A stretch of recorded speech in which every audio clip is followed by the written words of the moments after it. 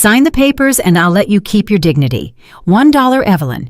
That's what you're worth to me now. That's what Daniel Mercer told his wife the night she caught him in her own bed, in her own villa, wrapped around another woman wearing her silk robe with legal documents on the nightstand, designed to steal her entire company. He thought she would cry. He thought she would beg. He thought she was weak. He was wrong. She didn't scream. She didn't break. She pulled out her phone, hit record, and whispered 5 words that would destroy everything he built. You just never understood this house. Before we go on, please subscribe to the channel. Follow this story all the way to the end and comment below, telling me which city you're watching from, so I can see just how far my story has traveled. Evelyn Carter did not make a sound. For a woman who had just walked in on her husband of 9 years, lying in bed with another woman, she was impossibly still. Her thumb moved once, sliding across the screen of her phone, and a small red dot began to blink. That was all. No gasp, no scream, no trembling. Just a quiet woman in the doorway recording. Daniel hadn't noticed her yet. His back was half turned, his voice low and pleased with itself, and the woman beside him, draped in silk that Evelyn recognized instantly, was laughing at something he'd said. The silk robe. Evelyn's silk robe. The one Daniel had given her on their first anniversary, the one she kept folded in tissue paper in the top drawer because it was too fine to wear every day. And now it was on the shoulders of a stranger, slipping carelessly off one arm. "You really think she'll just sign?" the woman asked. "She'll sign," Daniel said. "Evelyn always does what she's told. She thinks she's smart, but she's a sentimental woman, Stella.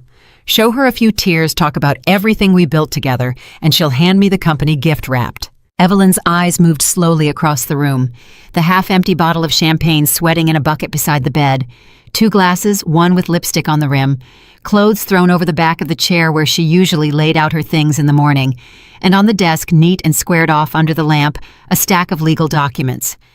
Even from across the room, she knew that paper. She knew the weight of it, the look of the cover sheet, because she'd seen versions of it before in other people's ruin. Share transfer agreement. Mercer Urban Group. Transferor Evelyn Carter. Consideration $1. $1 for everything. She had flown 11 hours to surprise him. She had a small wrapped gift in her bag, a watch she'd bought at the airport because he'd mentioned once months ago that he liked the simple ones. She had pictured this homecoming the entire flight. She had even told the driver to wait at the gate so she could walk up to the house alone and let herself in quietly and slip into bed beside him and watch his face when he woke and found her home a day early. Now she stood in the doorway, holding a gift for a man who was planning to take everything she owned and leave her with $1. And still, she did not cry. Something inside Evelyn Carter, something that had been soft and trusting for 9 years, simply closed. Not slammed, closed. Like a door easing shut in an empty house. Quiet, final, and completely without drama. She lowered the phone, stopped the recording, and saved it.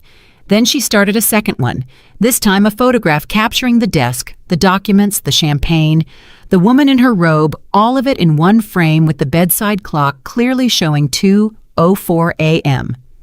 It was the small sound of the camera that finally gave her away. Daniel turned. For one full second, his face did something almost comical. The confidence drained out of it like water through a crack. His mouth opened. The woman beside him. Stella sat up sharply, clutching the silk closed at her chest, as if modesty mattered now. "Evelyn," Daniel said her name like a man testing whether the floor would hold his weight. "Evelyn, you're supposed to be in Singapore." "I came home early," Evelyn said. Her voice was calm, almost gentle. "I wanted to surprise you." "This isn't," he started. "Don't." She raised one hand, not angrily, just a small, flat gesture that stopped him cold. "Please don't insult me by finishing that sentence. I'm not in the mood to watch you embarrass yourself." Stella looked between them, and a slow, cruel little smile crept onto her face. She was younger than Evelyn, prettier in the loud way that turns heads at parties, and she clearly believed she was watching the end of something. The wife discovers the truth. The wife crumbles. The wife is replaced. "So, this is her," Stella said, settling back against the pillows as if she'd already won. "The famous Evelyn. Honestly, Daniel, I expected more." Stella, Daniel said tightly. What? She's just standing there. Stella tilted her head, studying Evelyn the way a buyer studies a chair at an estate sale. She's not even crying. Most women would be screaming by now. Maybe she already knows there's nothing she can do. Evelyn looked at her for a long moment, not with hatred, with something closer to curiosity, the way you might look at a child who has confidently said something completely wrong. "You're wearing my robe," Evelyn said. Stella's smile faltered just slightly. "It's a beautiful robe," Evelyn continued, her voice mild. "Hand-stitched. Daniel paid quite a lot for it. Though knowing what I know now, I suppose I paid for it. I paid for most things in this house." She let that settle. "But that's a conversation for later. Keep the robe if you like it. It'll be the only thing you walk out of here with." Daniel pushed himself out of the bed, reaching for the trousers thrown over the chair, suddenly remembering he was a CEO and not a man caught in his underwear. "Evelyn, let's be adults about this. Let's go downstairs, have a drink, and talk." "There's nothing to talk about, Daniel. The papers on the desk say everything." She nodded toward them. $1. You were going to give me $1. He had the decency to look away just for a second.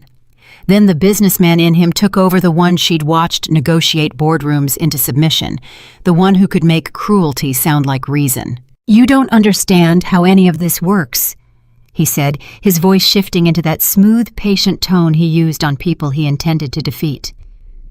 "You never have, Evelyn. You were good at the soft parts. The dinners, the charity galas, smiling at the right people. But the company, the real machinery of it, that's never been yours. Not really. You inherited some shares and a name. I built the value. I made Mercer Urban what it is. And the law tends to recognize the person who actually runs things." "Does it?" Evelyn said. "It does. So here's the kind thing I'm offering you. You sign, you walk away with your dignity, your jewelry, a generous monthly arrangement, and we tell people it was a mutual decision. Or you fight me and you lose anyway, except it's loud and ugly and everyone watches you lose. I'm trying to be generous." "Generous." Evelyn repeated the word as though tasting something spoiled. "This villa," Daniel said, gesturing at the walls around them, gaining confidence, "now belongs to me in practice. My name keeps the lights on. My decisions pay the staff. You think because the deed has some clause in it that it's yours. Possession is what matters, Evelyn, and I possess everything that counts." Stella laughed quietly from the bed, and something remarkable happened. Evelyn smiled. It was a small smile, almost kind, and it made Daniel uneasy in a way her tears never could have. "You're living in my house," Evelyn said softly, "and you just never understood that." "What's that supposed to mean?" "It means exactly what it sounds like." She slipped her phone back into her coat pocket. "But you won't believe me tonight. Men like you never do. You have to be shown, so I'll show you." "Evelyn." "I'll let you finish your evening," she said, already turning. "Enjoy the champagne. It's a good vintage. I chose it." She walked out of the bedroom. Daniel stood there for a moment, half-dressed, half-confident, watching the empty doorway. Then he scoffed and turned back to Stella, who had let the robe fall open again, watching him with calculating eyes. "She's bluffing," Daniel said. "Is she?" Stella asked. She didn't seem like she was bluffing. She seemed like she'd already decided something. "She's emotional. She's processing.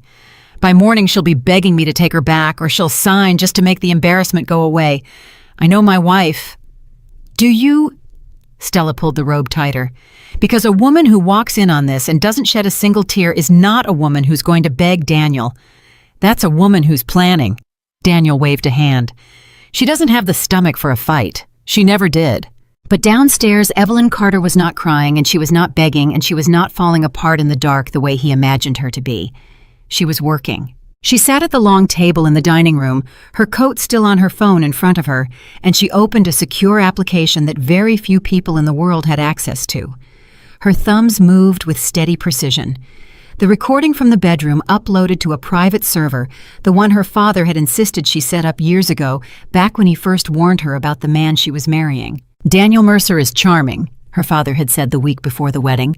"Charming men make the best liars, Evelyn. I'm not telling you not to marry him. I'm telling you to protect yourself. Keep your shares in the trust. Keep your name on the things that matter.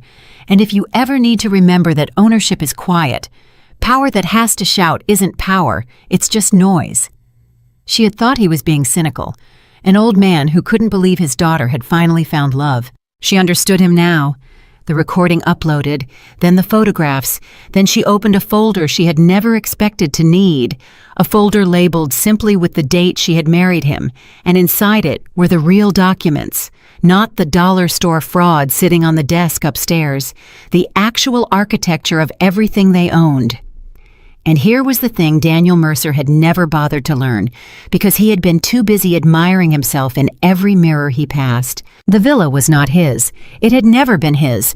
It was held in the Carter Family Trust, the same trust that held the controlling interest in Mercer Urban Group, the same trust that Evelyn's father had built brick by brick over 40 years and handed to his only daughter with one quiet instruction: never sign it away to anyone. Daniel believed he ran the company, and in the day-to-day sense he did.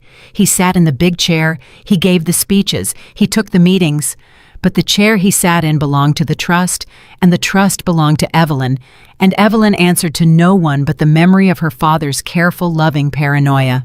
The papers upstairs would have transferred her personal shares, yes, but they would not have touched the trust because the trust could not be transferred by her signature alone. It required the trustee's countersignature, and the trustee was a man Daniel had met exactly twice and dismissed as irrelevant: her father. Evelyn typed a single message and sent it to a number she knew by heart. "Dad, it's time. Call me when you wake." Then she set the phone down, leaned back in the chair, and finally, alone in the dark of the house she had been told she didn't own, she let herself feel it. Not grief. She was surprised to find there was very little grief.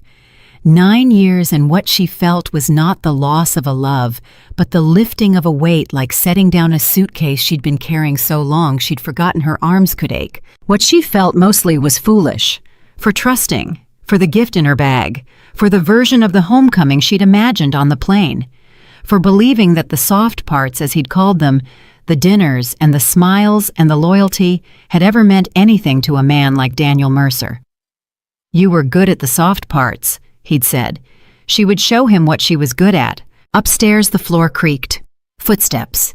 Daniel coming down to check on her, to manage her, to begin the soft, tearful negotiation he was so certain awaited him.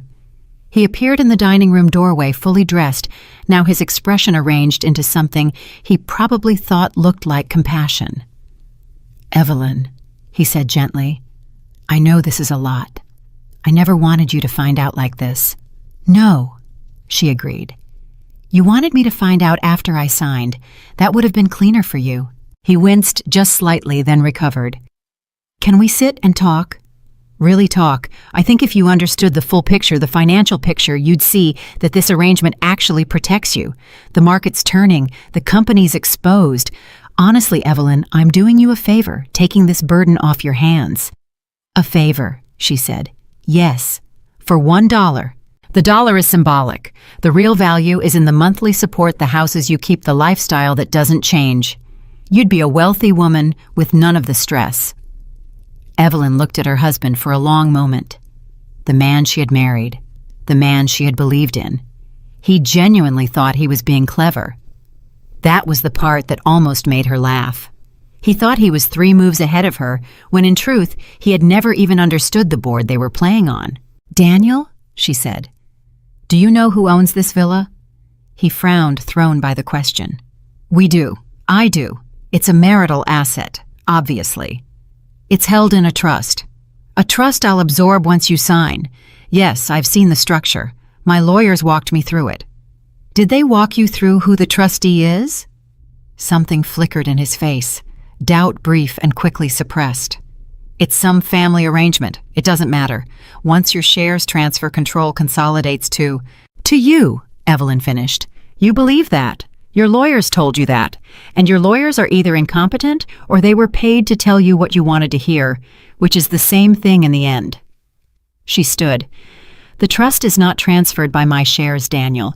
The trust holds my shares, and the villa, and the controlling block of Mercer Urban. And it requires the trustee's signature for any change in control. Do you know who the trustee is?" "Stop talking like a lawyer," he snapped, the patience cracking. "You're not a lawyer." "No, but my father is the trustee, and my father warned me about you before I ever married you. So he made very sure that no matter what you did, no matter what papers you forged on that desk upstairs, you could never take what isn't yours. You could only borrow it. And the lender just came home early." The room went very quiet. For the first time that night, Daniel Mercer looked not afraid exactly, but uncertain, like a man who had been so sure of the ground beneath him that he'd never once checked whether it was solid. "You're lying," he said, but there was no force behind it. "I never had to lie, Daniel. That was always your department." Evelyn picked up her phone. "I'm going to go now. I've had a long flight and I'd rather not sleep under this roof tonight. You and Stella can have it. Enjoy the champagne. Enjoy the robe. Enjoy what's left of the night." "Where do you think you're going at 2 a.m? "Somewhere that's actually mine," she said, "which it turns out is nearly everywhere except this room." She walked past him, and he did not stop her, because some animal part of his brain had finally begun to register that the woman walking past him was not the woman he thought he'd married. She did not slam the door. She did not raise her voice. She simply walked out of the dining room through the wide marble hall toward the front entrance with her coat on and her phone in her hand and a calm in her chest she had not felt in 9 years. Behind her, Daniel stood frozen. Then he hurried back upstairs 2 steps at a time to where Stella was lounging in the bed. "What happened?" Stella asked, reading his face.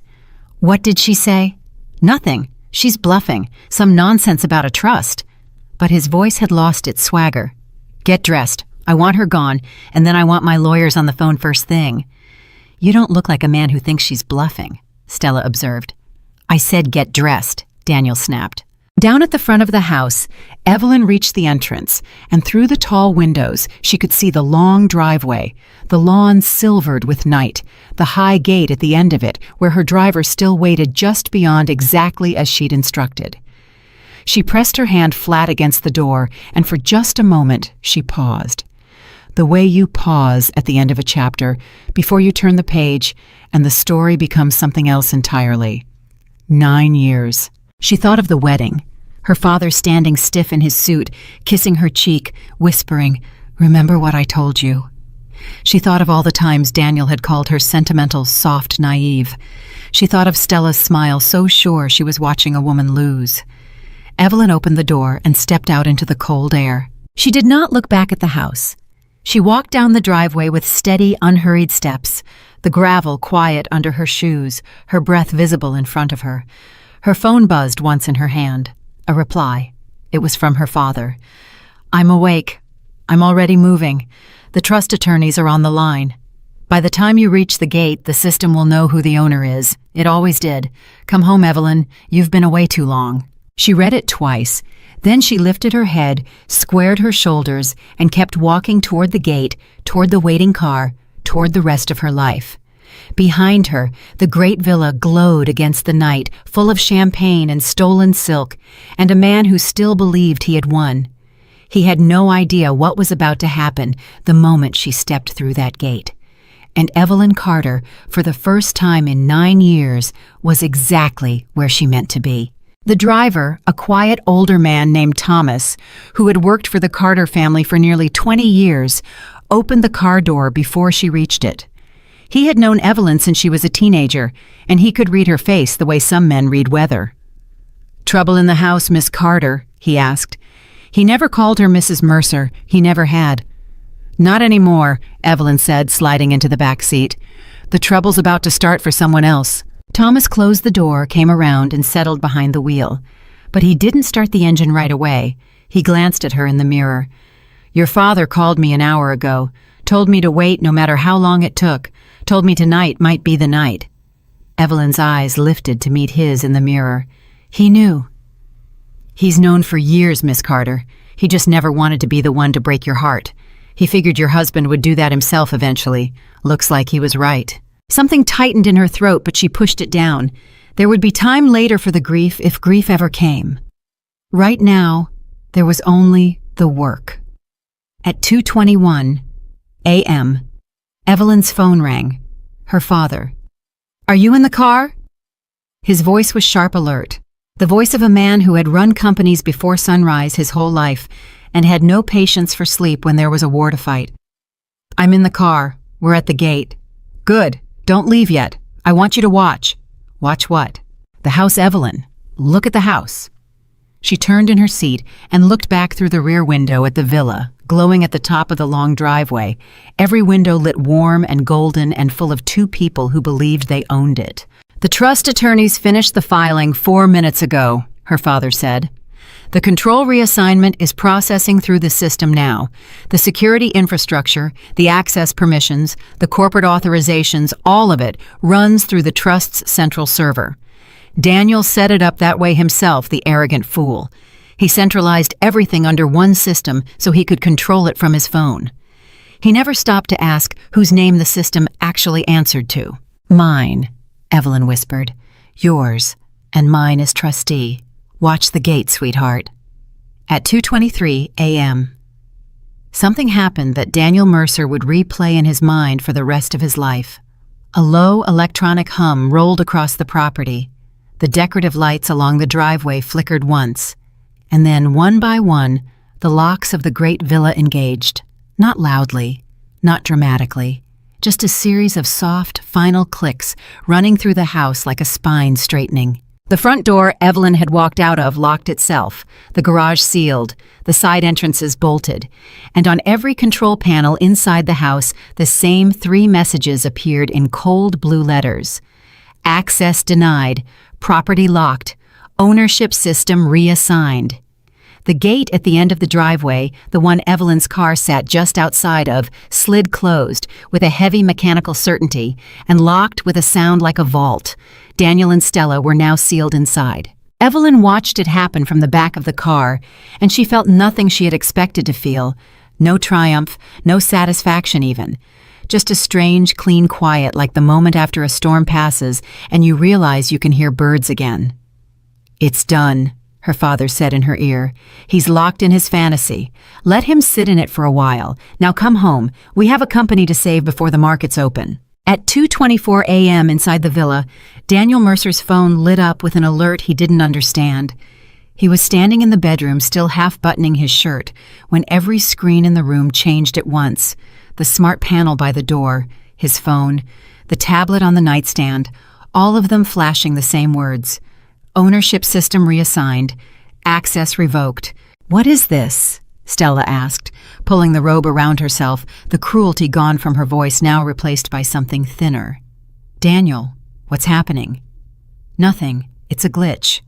He stabbed at his phone, trying to open the security app he used to control the entire estate. It asked him to log in. He typed his password.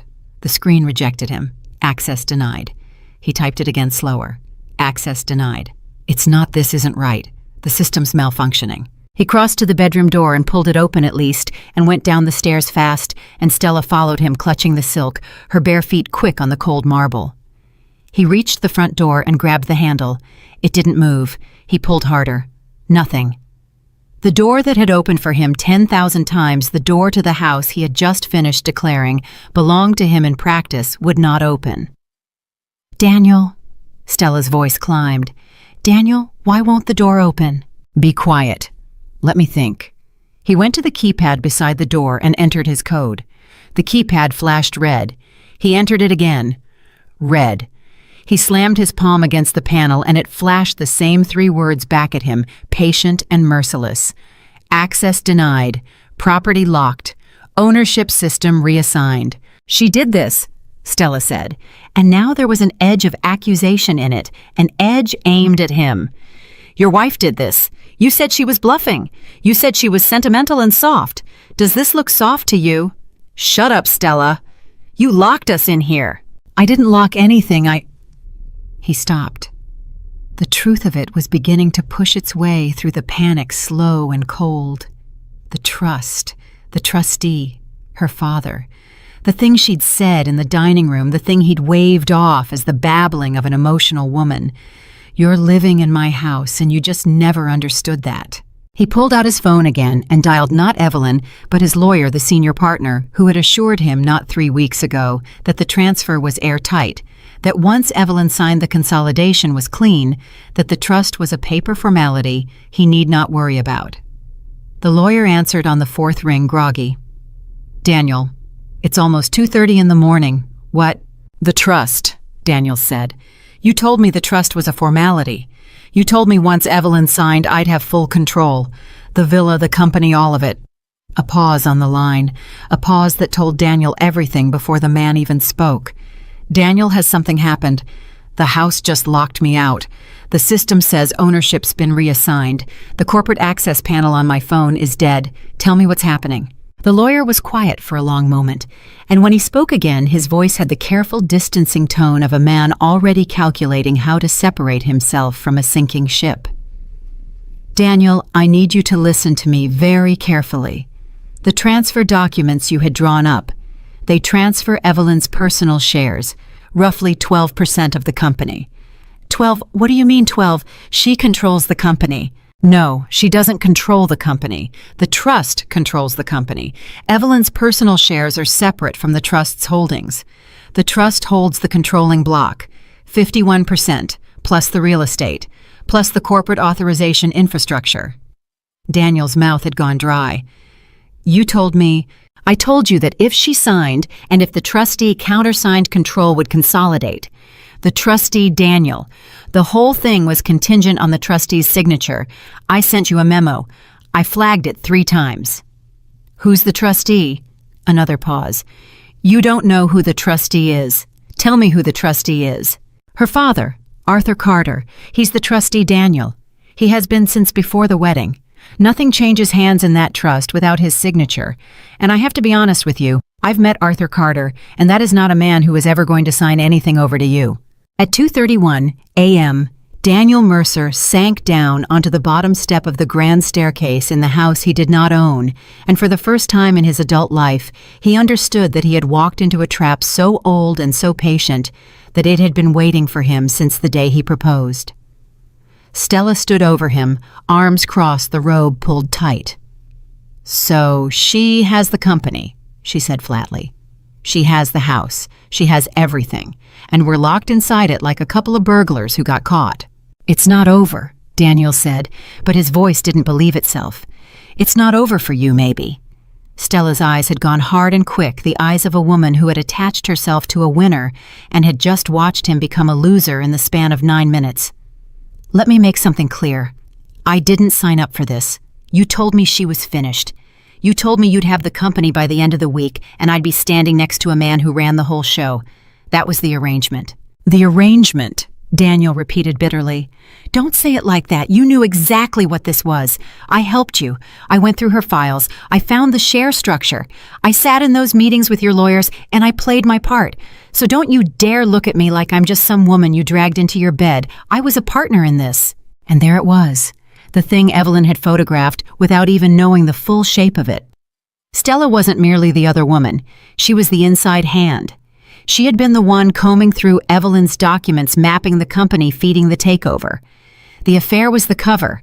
The theft was the point. At 2:38 a.m., Evelyn's car pulled into the long, private drive of her father's estate across the city, and Arthur Carter was standing on the front steps in his robe and slippers, 80 years old and wide awake, with 2 attorneys behind him and a laptop open on the table inside. Evelyn got out of the car, and for a moment, father and daughter simply looked at each other. "You were right," she said, "about all of it. I'm sorry I didn't listen sooner." "Don't apologize." Arthur came down the steps and took her face in his 2 old hands. "You loved him. There's no shame in loving someone. The shame is all his. You were loyal, and he mistook your loyalty for weakness. Men like that always do. Now." He let go of her face, and his expression shifted into something harder, something that had built an empire. "Come inside. We have until the markets open in Asia to make sure that when the business world wakes up tomorrow, Daniel Mercer wakes up to nothing." Inside, the attorneys laid it out. The reassignment of the property system was complete and legally sound, executed under the trust's authority. But the company was a different battle. Daniel was still on paper the sitting CEO of Mercer Urban Group. He still had operational control, still had loyalists on the board, still had his hand on the day-to-day machinery. The trust controlled the votes, but a coup at the shareholder level took procedure, and procedure took time, and time was the one thing that could let Daniel do damage before he could be removed. "He'll try to move assets," the senior attorney said. "The moment he realizes he's cornered, he'll try to strip value out of the company. Transfer cash to accounts he controls, sign emergency contracts, burn it down so there's nothing left for you to take back." "Then we freeze him," Arthur said. "We can freeze the major accounts under the trust's authority, but there are operational accounts he can still reach. And there's the board. If he calls an emergency board meeting and frames Evelyn as the aggressor, some of them might side with him out of loyalty or fear." Evelyn had been quiet listening, but now she spoke, and her voice had a steadiness that made both attorneys turn toward her. "He will call a board meeting. That's exactly what he'll do. He'll stand up in front of those people and tell them his wife went insane, locked him in a house, and seized the company in a fit of jealousy. He'll make it about the affair. He'll make it about emotion, because that's the only ground he knows how to fight on." She looked at her father. "So we don't fight him on emotion. We fight him on evidence. I have the recording. I have the photographs. I have the documents he left on the desk. And we have something he doesn't know we have." "What's that?" Arthur asked. "Stella," Evelyn said. "She wasn't just sleeping with him. She was his inside source. I saw the files open on the desk, Dad. Those weren't documents Daniel could have pulled himself. He doesn't have the access. Someone with deep familiarity with my personal records assembled that share structure. And the only person who ever sat close enough to me to know where those files lived was Stella. She came to 2 of our charity galas. She volunteered on the foundation board last year. I introduced her to people. I trusted her." A bitter breath. "She used my own trust to map the theft." The room was quiet. "If that's true," the attorney said slowly, "then this isn't just a marital betrayal and a hostile takeover. It's coordinated corporate fraud, misappropriation of confidential information, possibly criminal." "It's all of those things," Evelyn said, "and every one of them is going to come out at that board meeting." At 2:52 a.m. back at the villa, Daniel Mercer made his first genuinely desperate decision. He couldn't get out the front. He'd tried every door, every code, every override he could think of. The windows on the ground floor were sealed with the security shutters that he himself had installed, the ones he'd been so proud of, the ones that made the house a fortress. He had built his own cage and handed his wife the key. So he did the only thing left. He opened his laptop connected to the company network through his phone's data and tried to log in to the corporate banking portal. Access denied. He tried the operational accounts. 2 of them rejected him outright, but one, a mid-level project account he used for vendor payments, let him in. His heart leapt. He still had a way to move money. Not the big accounts, but enough. Enough to start pulling value to create the kind of chaos that would give him leverage, something to bargain with when the lawyers finally sat down across from each other. He began drafting a transfer, $4 million from the project account to a holding company he controlled offshore. And at 2:54 a.m., before he could authorize it, a message appeared on his screen. "I can see you, Daniel." He froze. A second message followed. "Every account you touch is being logged in real time. The trust's monitoring is watching every keystroke. That transfer you're drafting is already evidence. Authorize it and you don't just lose the company. You go to prison for fraud. Your move." It was Evelyn. He knew it was Evelyn. He could practically hear her saying it in that calm, unhurried voice. His hands hovered over the keyboard. The transfer was right there. $4 million, a lifeline. All he had to do was click. He clicked cancel. And in that moment, Daniel Mercer understood the true shape of what had happened to him. He was not a CEO conducting a clever takeover that had hit a snag. He was a man who had been watched, anticipated, and outmaneuvered at every single step by a woman he had called soft, by an old man he had dismissed as irrelevant, by a trust he had been too lazy to read. Every door he reached for had already been locked before he reached it. Every account he touched had a pair of eyes on it. He was not playing the game. He was a piece on someone else's board, and he had been since long before tonight. Stella was watching him from the foot of the stairs. "Well," she said, "did it work?" "No," he said hollowly. She's watching everything. The accounts, the network, all of it. If I move $1, I go to prison." Stella was silent for a moment. Then she did something that told Daniel exactly how alone he now was. She took out her own phone, walked to the far corner of the great room, and began typing rapidly, her back to him. "Who are you texting?" he asked. "No one." "Stella." She turned and her face had changed completely. The desire was gone. The partnership was gone. What was left was the cold arithmetic of survival. "I'm protecting myself, Daniel, which is what you should have been doing instead of bragging in bed about how soft your wife was while she was apparently building a case that's going to bury both of us." She slipped the phone into the robe's pocket. "I want it on the record, whatever record ends up mattering, that I was used, that you manipulated me, that I had no idea what those files were when you asked me to pull them." "You're the one who pulled them. You volunteered. You said you wanted in." "It's your word against mine," Stella said. "And right now, Daniel, your word isn't worth very much. You're the CEO caught in another woman's arms in his wife's bed, drafting fraudulent transfers in the middle of the night. I'm just a foolish girl who got swept up by a powerful lying man." Her smile was thin and terrible. "Juries love a foolish girl. They hate a lying CEO." At 3:07 a.m., Daniel realized that the woman he had betrayed his marriage for was already building the case that would betray him, and he had nowhere to turn, no one to call, no door that would open. He sat back down on the staircase of the house that had never been his in the company that was no longer his, beside a woman who was already gone, and for the first time he felt the full suffocating weight of what Evelyn had done. She hadn't screamed. She hadn't cried. She hadn't begged. She had simply quietly taken everything back. Across the city at 3:09 a.m., Evelyn sat at her father's table with a cup of tea going cold in front of her, and the two attorneys typing furiously on either side. Her father set a hand over hers. "You haven't said much," Arthur observed. "How are you holding up, truly?" Evelyn was quiet for a long moment. "I keep waiting to feel destroyed," she said finally.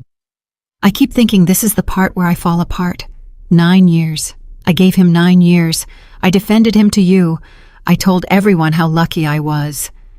She turned her cup slowly on the table. "But I don't feel destroyed. I feel like I just woke up from a very long, very expensive dream, and I'm angry at myself mostly for sleeping so long." "Don't be angry at yourself," Arthur said. "Be angry at him. He earned it." "I am angry at him. But it's a clean anger. It's not the kind that wants revenge. It's the kind that just wants order. I want what's mine put back where it belongs. I want the company protected. I want the people who work for us, the 11,000 people who depend on Mercer Urban for their paychecks. I want them safe from whatever he was about to do to that company to spite me." She looked up. "He was going to gut it, Dad. He didn't care what happened to it as long as he won. That's the part I can't forgive. Not the affair. The affair I could survive. But he was willing to burn down something thousands of people depend on just to take it from me." Arthur nodded slowly. "Then we don't just remove him. We rebuild it so this can never happen again. To you or anyone. That's exactly what I want to do." At 3:21 a.m., Evelyn's phone buzzed with an incoming message from an unknown number. She opened it. It was from Stella. "Evelyn, I know you have no reason to listen to me, but I was used. Daniel told me you and he were finished, that the divorce was already in motion, that this was just business. I didn't know the files were stolen. I didn't know any of it was illegal. I'm willing to tell you everything, every detail of his plan. The offshore accounts, the lawyers, he paid off all of it in exchange for some kind of protection. I can be your witness. Just please don't let him drag me down with him." Evelyn read it twice. Then she showed it to her father and the attorneys. "She's panicking," the senior attorney said. "She's trying to flip before he does. This is good for us, a cooperating witness who was inside the conspiracy." "She's not trustworthy," Arthur warned. "She'll say whatever keeps her out of trouble." "No," Evelyn agreed. "She's not trustworthy at all, but she's useful. And she just confirmed in writing that there were offshore accounts and paid-off lawyers, which is more than we had 10 minutes ago." She set the phone down. "Don't answer her yet. Let her sweat. Let her wonder whether Daniel's already turned on her first. People like Stella, the second they think they're about to lose, they'll claw their way over anyone to save themselves. We don't have to convince her to betray him. We just have to wait." At 3:34 a.m., the first light of the plan's full shape came together on the table in front of them. The property was secured, the major accounts were frozen. Daniel was trapped, financially paralyzed, and being actively monitored. Stella was already cracking, and the trust held the controlling votes that would, when the board convened, decide everything. But Daniel still had until morning, and a cornered man with 11,000 people's livelihoods in his hands was a dangerous thing. "He's going to call that board meeting the second the sun's up," Evelyn said. "He'll spin it as fast as he can. He'll get to the board members before we do fill their ears with the story of his unstable wife." "Then we get to them first," Arthur said. Evelyn shook her head slowly, and a small, cold smile touched her mouth, the same smile that had unsettled Daniel in the bedroom hours earlier. "No," she said. "We don't get to them first. We let him call the meeting. We let him stand up in front of all of them and tell his story. We let him commit completely in front of every board member and every lawyer in that room to the version of events where I'm the villain and he's the wronged husband saving the company from a jealous, irrational woman." She picked up her phone, the one holding the recording from the bedroom, the photographs of the desk, the documents, the dollar. "And then, when he's all the way out, on the ledge, when he's told his whole beautiful lie, and every person in that room has heard it, we walk in, and we show them everything." That was how she'd ended it. That was the plan she'd set in motion at 3:34 in the morning, while Daniel Mercer sat trapped in a house he didn't own, rehearsing a speech that was going to destroy him. By 6:15 a.m. Daniel had found a way out. Not through the doors, not through the security system. He'd found the one thing Evelyn's lockdown hadn't accounted for: a small service window in the laundry room at the back of the house, barely wide enough for a man to squeeze through, connected to the old maintenance corridor that predated the smart system by 20 years. It wasn't wired. It wasn't monitored. And at 6:17 a.m., Daniel Mercer, CEO of Mercer Urban Group, crawled through a laundry window in wrinkled trousers and a half-buttoned shirt, dropped 4 feet onto wet grass, and stood up in the gray morning light like a man who had just escaped prison. Stella was already behind him, barefoot, still wearing Evelyn's silk robe because she had nothing else. "Give me your phone," Daniel said. "Why?" "Because I need to call the board members before she does. I need Marcus first. He owes me, then Whitfield, then Chen. If I get 3 votes committed before the meeting even starts, she can't touch me." "You're delusional," Stella said, but she handed him the phone anyway. Daniel dialed Marcus Webb, the longest-serving board member, a man who had golfed with Daniel every Saturday for 5 years, and who Daniel considered his closest ally in the corporate world. Marcus answered on the second ring, which told Daniel the man was already awake, which should have told him something else entirely. "Marcus, it's Daniel. I need you to listen carefully. Evelyn has had some kind of breakdown. She's seized the property, locked me out of the corporate systems, and I believe she's going to attempt a hostile action against me at the board level. I need your support. I need you to stand with me when I call the emergency meeting this morning." A long pause. "Daniel," Marcus said carefully, "where are you right now?" "I'm at the villa, outside it actually. She locked the entire property down. I had to climb out a window. Marcus, this is serious. She's lost her mind." Another pause. Longer this time. And then Marcus said something that put the first real crack in Daniel's confidence. "Daniel, I received a call 45 minutes ago from Arthur Carter's legal team." Daniel's stomach dropped. "They informed me as a board member that a trust-level review of the CEO's conduct has been initiated. They told me there would be documentation forthcoming. They told me not to make any commitments to anyone until I'd seen the full picture." Marcus's voice was measured, the voice of a man choosing every word like a surgeon choosing where to cut. "Now you're calling me from your wife's villa at 6 in the morning telling me she's had a breakdown, and I have to be honest with you, Daniel. That's not what this sounds like from where I'm sitting. Marcus, you know me. You know what I've built." "I know what you've told me you've built. I'm starting to wonder if those are the same thing." A breath. "I'll come to the meeting. I'll listen. But I'm not committing to anything until I see what they have. And Daniel, if there's anything you haven't told me, anything at all, now would be the time." Daniel hung up without answering. Out. He stood there in the early morning air, holding Stella's phone, and the ground beneath him felt less solid than it had 60 seconds ago. He dialed Whitfield. Whitfield didn't answer. He dialed Chen. Chen picked up, listened for 30 seconds and said, "I think we should all wait for the meeting, Daniel," in a tone that was polite and absolutely final. "They got to them," Daniel said to Stella. "Her father's people called them already, before sunrise, before I even got out of the house." Stella hugged herself in the robe. "Then it's over." "It's not over. I'm still the CEO. I still have operational authority until the board votes. And a board vote requires a quorum and proper notice and procedure. That buys me time. Days, maybe. Time to do what? To make sure that when they come for me, I have enough leverage to negotiate my way out. I'm not going to prison, Stella, and I'm not walking away with nothing." At 6:42 a.m., Daniel walked into the offices of Mercer Urban Group. He had taken a taxi because his cars were locked in the garage of a house that no longer recognized his fingerprint. He was unshaven, wearing yesterday's clothes, and carrying himself with the forced confidence of a man who knows he's bleeding but refuses to sit down. The security guard in the lobby looked at him strangely. Daniel badged through the turnstile. It beeped green. He was still in the system here at least. He went straight to the executive floor and into his office and closed the door and sat behind his desk and opened his computer. His corporate email was still active. His internal network access was still live.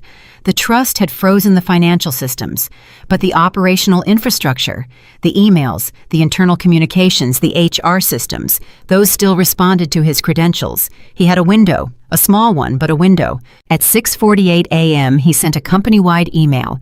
Emergency board meeting 10 a.m., mandatory attendance for all directors. Agenda CEO, authority confirmation and response to unauthorized trust interference. He worded it carefully. He made Evelyn the aggressor. He made himself the defender. He framed the lockdown as a personal vendetta by a scorned wife who was using her family's trust to punish her husband for private marital issues. He used words like stability, continuity, protecting shareholder value. He was good at this. He had always been good at this, at making his version of the truth sound reasonable, sound necessary, sound like the only responsible option. At 7:03 a.m., Evelyn saw the email. She was at her father's estate, showered, changed, sitting at the long dining table with the attorneys and a fresh pot of coffee she hadn't touched. Her father had gone to rest for an hour, and she had told him to sleep, that she would wake him before they left. But she hadn't slept. She didn't think she could sleep for a very long time. She read Daniel's email twice. Then she set the phone down and looked at the senior attorney. "He called the meeting himself," she said. 10 o'clock. "That's fast. He's trying to control the narrative before we can present." "Good," Evelyn said. "Let him set the stage. We'll use it. You want to attend?" "I want to walk into that room at exactly the right moment. Not at the beginning, not when he's warming up. I want to walk in after he's committed, after he's told his story and looked every board member in the eye and sworn it's the truth, after he's locked himself into a version of events that the evidence will shatter." She picked up her coffee and finally took a sip. It was cold. She drank it anyway. "What do we have compiled so far?" The attorney opened a folder. The recording from the bedroom, the photographs time-stamped showing the documents on the desk, Stella in the robe, the champagne. The share transfer agreement offering you $1. The trust's server logs showing someone accessed your personal files from inside the company network over the past 4 months, using credentials that trace back to a workstation assigned to Stella Voss. He paused. "And this morning at 4:41 a.m., we received a full data dump from the trust's financial monitoring system. Daniel has been routing company funds through a series of shell accounts for the past 18 months, small amounts at first. Vendor payments that went to companies that don't exist, consulting fees for consultants who were never hired. The total is just over $11 million. Evelyn set the coffee down. $11 million. She had expected betrayal. She had expected the affair. She had even expected the takeover attempt. But $11 million stolen from a company that employed 11,000 people. That was something else. That was not a man who wanted to win. That was a man who had been looting. "Does Daniel know we have this?" she asked. "No. The monitoring was passive. It logged everything but never alerted him. He has no idea." "Then that's our second act," Evelyn said quietly. "He walks in expecting a fight about the trust and the affair. He gets a fight about $11 million of stolen money, and he won't be ready for it. He won't be ready for it at all. At 7:22 a.m., Stella Voss sent her second message to Evelyn. I know about the shell accounts. I have the names of every company he created. I have emails where he instructed me to set them up. I will give you everything. Please, I'm begging you. Don't let him make me the fall guy. Evelyn read it and showed it to the attorneys. She's handing us the murder weapon, the junior attorney said, not quite believing it. She's handing us his murder weapon and telling us she helped him load it, Evelyn corrected. She's terrified. Daniel told her last night that if things went wrong, she'd take the blame, and she knows he meant it. Do we respond? Evelyn thought for a long moment. Then she typed 4 words and sent them. Come to the meeting. At 7:30 a.m., Stella Voss read those 4 words and felt something she hadn't felt since the night began. Hope. Thin, desperate hope, the kind that makes people do exactly what you need them to do. At 8:15 a.m., Arthur Carter woke up dressed in his best suit, the charcoal one he'd worn when he first took Mercer Urban public 32 years ago, and came downstairs to find his daughter standing by the window with her phone in her hand and a look on her face he recognized. It was his own look. The look he wore when a deal was about to close, and every piece was in its place, and the only thing left was to walk into the room and let gravity do the work. You look like your mother, he said. I feel like you, she replied. Even better. He straightened his tie. Is everything in order? Stella's coming to the meeting. She's going to testify against him. She's bringing emails, account names, everything. Arthur raised an eyebrow. You trust her? Not for a second. But I don't need to trust her. I just need her in that room saying what she knows while Daniel watches. Because the moment she opens her mouth, he's going to realize that the woman he chose over me just chose herself over him. And that's when it all falls apart for him. Not because of the evidence, because of the betrayal. He'll understand in that moment exactly what he did to me, except it'll be happening to him. Arthur studied his daughter for a long beat. You've thought this through. I've had 9 years to not think about it. Turns out one night was enough. At 9:47 a.m., 13 minutes before the emergency board meeting, Daniel Mercer stood in the executive bathroom on the 42nd floor of the Mercer Urban Tower and looked at himself in the mirror. He had shaved with a razor from his desk drawer. He had found a clean shirt in the closet he kept in his office for exactly the kind of morning-after situations that a man like him occasionally found himself in. He had combed his hair. He had rehearsed his opening statement 4 times.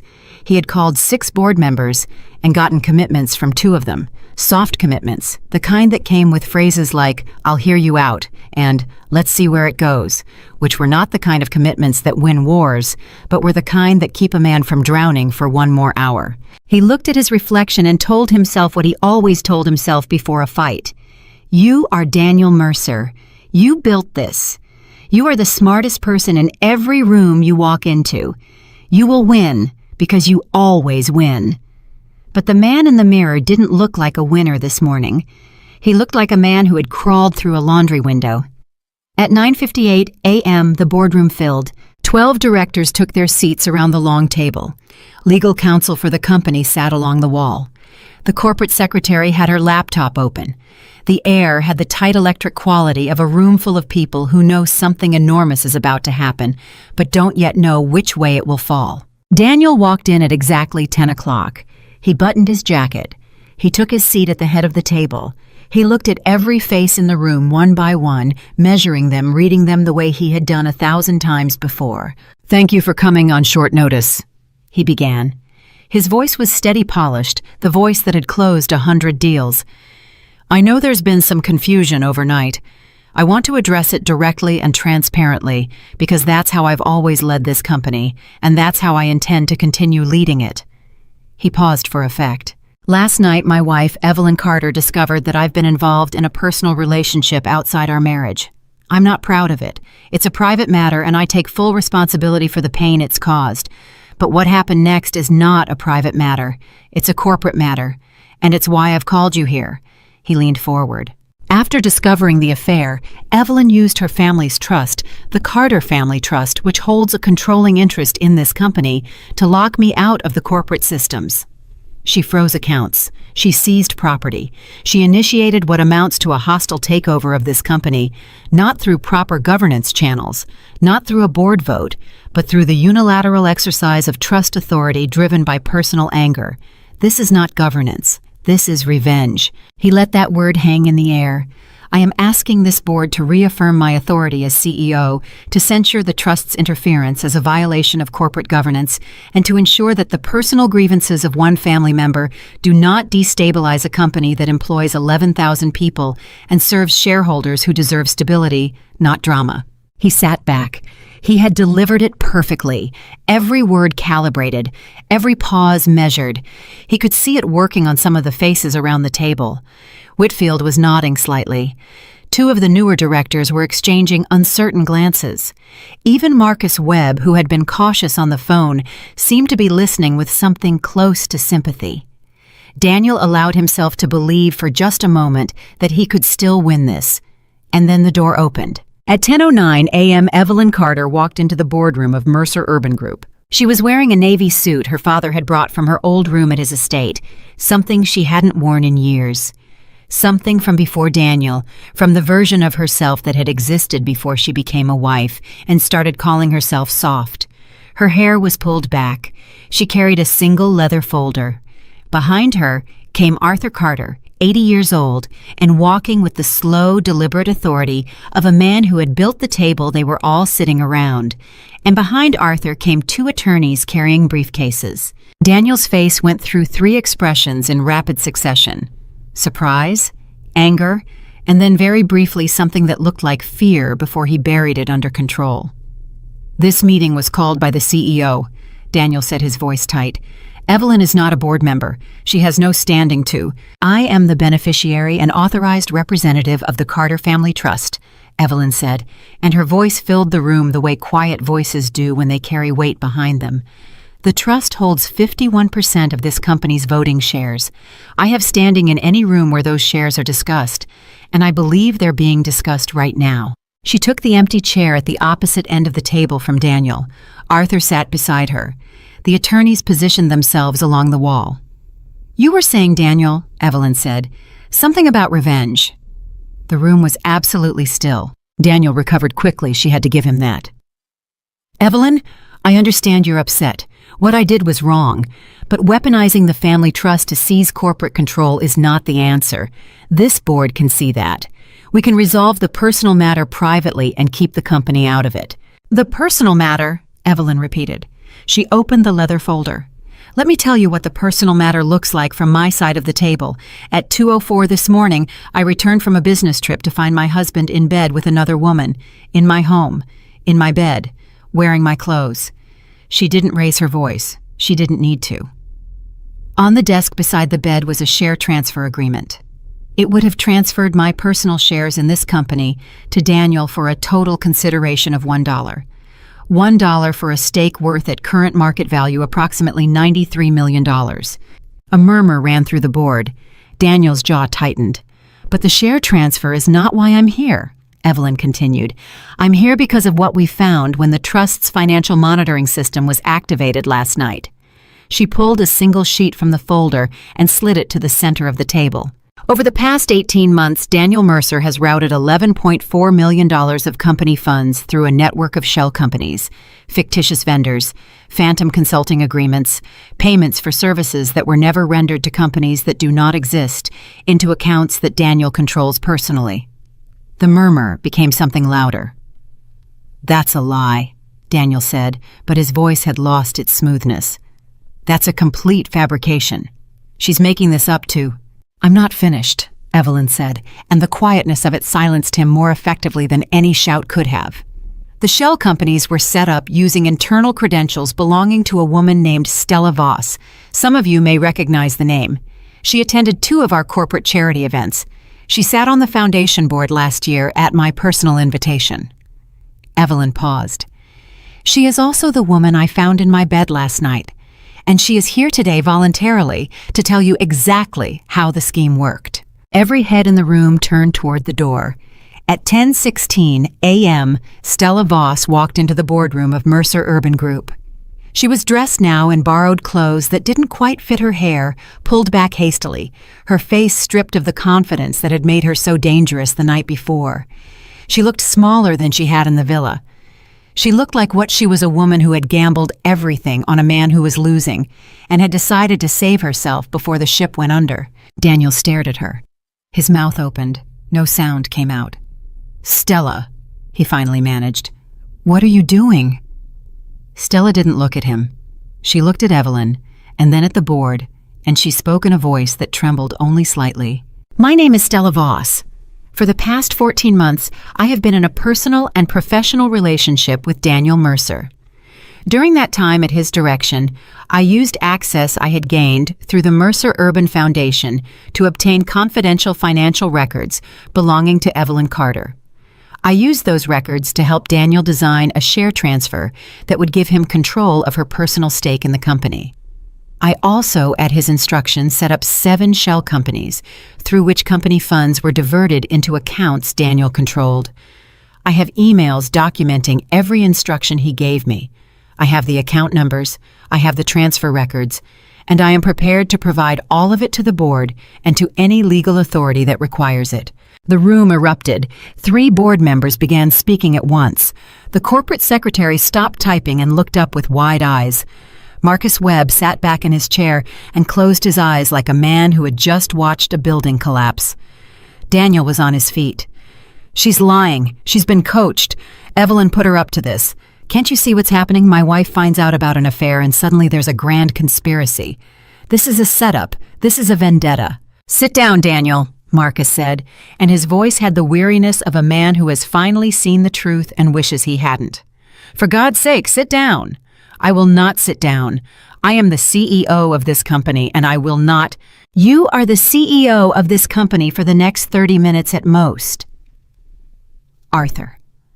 Carter spoke for the first time, and the room went quiet in a way it hadn't gone quiet for anyone else. Arthur didn't raise his voice. He never had. He didn't need to. He was the man who had built the building they were sitting in, who had poured the foundation of the company they were arguing over, and every person at that table knew it. "You have been the CEO of this company at my sufferance, Daniel, at the trust's sufferance, because my daughter loved you and asked me to give you a chance, and I did against my better judgment. That chance is over now. You can't just—" "I can," Arthur said simply. "The trust holds 51%. I am the trustee, and I am calling for an immediate vote of no confidence in the sitting CEO, as is my right under the Corporate Charter Section 12, Paragraph 4, which I know by heart because I wrote it." Daniel looked around the table, searching for allies, searching for the commitments he'd secured that morning, searching for anyone who would meet his eyes and hold. Whitfield looked away. Chen studied his hands. The 2 newer directors who had seemed sympathetic an hour ago were now studying the document Evelyn had placed on the table with expressions of dawning horror. Marcus Webb met Daniel's eyes, and Marcus's face held something worse than anger. It held pity. "I gave you chances, Daniel," Marcus said. "I asked you this morning if there was anything you hadn't told me. You said nothing. You looked me in the eye and said nothing. And now I'm sitting here listening to your mistress describe how you stole $11 million from a company I've served for 20 years. He shook his head slowly. "I'm voting with the trust." At 10:24 a.m., the vote was called. It was not close. It was not dramatic. It was the quiet procedural execution of a man who had mistaken borrowed authority for real power. 10 votes in favor of removal. 2 abstentions, 0 votes for Daniel. The corporate secretary recorded the result. The attorneys documented it. And Daniel Mercer, who had walked into that room 40 minutes earlier, believing he could still talk his way to victory, stood at the head of a table that no longer belonged to him and felt the full crushing finality of what had just happened. "This isn't over," he said. "I'll sue. I'll take this to court. You'll do what you need to do," Evelyn said. She hadn't raised her voice once, not during Stella's testimony, not during the vote, not now. "But you'll do it as a private citizen, not as the CEO of this company. Your access to all corporate systems will be terminated within the hour. Your office will be cleared by security, and the matter of the $11 million will be referred to the appropriate authorities for investigation." She stood. "I want to be clear about something," she said, addressing the full board now. "I did not come here today to take revenge on my husband. I came here to protect this company and the people who depend on it. 11,000 employees who did nothing wrong, shareholders who trusted us, partners who believed in our integrity. They deserve better than what Daniel was doing, and they deserve better than a family fight played out in the boardroom." She closed the leather folder. "I'll have more to say about the future of the company's governance in the coming days. For now, the trust will appoint interim leadership to stabilize operations. I ask for your patience and your trust." She turned and walked out of the room. Arthur followed her. The attorneys followed Arthur. And behind them in the boardroom, Daniel Mercer stood alone at the head of a table surrounded by 12 people who would not look at him. All except Stella, who looked at him one last time from the doorway with an expression that was not guilt and was not triumph and was not regret. It was simply the cold, practical face of a woman who had chosen her own survival over everything else, exactly the way Daniel had taught her to. At 10:31 a.m. in the elevator going down, Evelyn's hands began to shake. Not in the boardroom, not in front of Daniel, not in front of the board or the attorneys or Stella or anyone. But here alone with her father in the descending elevator, her hands shook so badly she had to press them together to make them stop. Arthur reached over and put his old, steady hand over both of hers. "You did it," he said. "I know. You did it without raising your voice, without losing your dignity, without becoming what he is. I know, Dad. Your mother would have been proud." And that was the thing that finally broke the dam. Not the betrayal, not the dollar, not the 11 million, not Stella in her robe, or Daniel's smooth, lying voice, or the look on Marcus Webb's face when he realized the man he'd trusted was a thief. Her mother. Evelyn pressed her trembling hands against her face and cried silently for exactly the length of the elevator ride from the 42nd floor to the lobby. When the doors opened, she lowered her hands, straightened her jacket, and walked out into the morning with dry eyes and a father who loved her, and a company that still stood because she had refused to let it fall. Behind her, 42 floors up, Daniel Mercer's corporate email access was terminated at 10:33 a.m. His badge was deactivated at 10:34. His name was removed from the CEO listing on the company website at 10:37. And at 10:41 a.m., a security officer knocked on the boardroom door, where Daniel still stood alone, now the other directors having filed out one by one without speaking to him, and said the words that ended everything. "Mr. Mercer, I've been asked to escort you from the building. You have 15 minutes to collect your personal belongings from your office." Daniel looked at the security officer, a man he had hired, a man he had nodded to every morning for 3 years without ever learning his name. "Do you know who I am?" Daniel said, and even as the words left his mouth, he heard how pathetic they sounded. The officer's face was professionally blank. "Yes, sir. You're the former CEO, and you have 15 minutes. At 10:56 a.m., Daniel Mercer walked out of the Mercer Urban Tower carrying a single cardboard box with a framed photo of himself shaking hands with the governor, a brass desk clock, and a coffee mug that said "World's Greatest Closer," which Stella had given him as a joke, and which now felt like the punchline to a joke the universe was telling at his expense. The taxi he called took 7 minutes to arrive. He stood on the sidewalk holding his box in his wrinkled shirt and his borrowed confidence, and he waited. People walked past him. Some of them were his employees, former employees. None of them stopped. At 10:58 a.m., his phone buzzed one last time, a message from Stella. "I'm sorry, Daniel, but you would have done the same thing to me." He read it, and the worst part, the part that would keep him awake for years, was that he would have done the same thing to her. That was the truth. Daniel carried out of the building in his cardboard box, and it was the truth that followed him into the taxi, and it was the truth that sat beside him like a passenger all the way across the city to the only place he had left to go, his mother's apartment. At 11:14 a.m., Daniel Mercer stood outside a modest brownstone on the east side of the city, holding his box of belongings, and rang the bell of a woman he hadn't visited in 4 months. Margaret Mercer, 76 years old, a retired schoolteacher who had raised her only son alone after his father left when Daniel was 9, opened the door and looked at him for a long moment before she spoke. "So it happened," she said. Daniel blinked. "What do you mean it happened?" "I mean, Evelyn finally found out. Come in, I'll make coffee." He followed her inside, too stunned to argue, and set the box on the kitchen table, and sat in the chair he'd sat in as a teenager doing homework, and watched his mother move around the small kitchen with the calm efficiency of a woman who had been expecting this morning for a very long time. "You knew," he said. "Daniel." Margaret set a mug in front of him. "I'm your mother. I've known you since before you could lie, which means I know exactly what your face looks like when you're doing it. You've been lying for 2 years. Every time you mentioned Evelyn, you had that look, that shifty, too cheerful, overcompensating look. I didn't know the details. I didn't want to know, but I knew." "Why didn't you say something?" "Because you wouldn't have listened. You never do. You're like your father that way." She sat across from him. "What did you do, Daniel? And I want the truth, not the version you've been rehearsing in the taxi." Something about his mother's kitchen, the smallness of it, the familiarity, the fact that this was the one woman in the world he had never been able to successfully lie to, broke something open in him. Not regret exactly. Daniel was not yet capable of regret, but honesty, which for him was almost the same thing. "I had an affair with a woman named Stella. She was helping me take control of the company. We set up shell accounts to move money. I had documents drawn up to transfer Evelyn's shares. Last night, Evelyn came home early and caught us. She locked down the house, froze the accounts, got to the board before I could. They voted me out this morning, unanimously." Margaret listened without interrupting.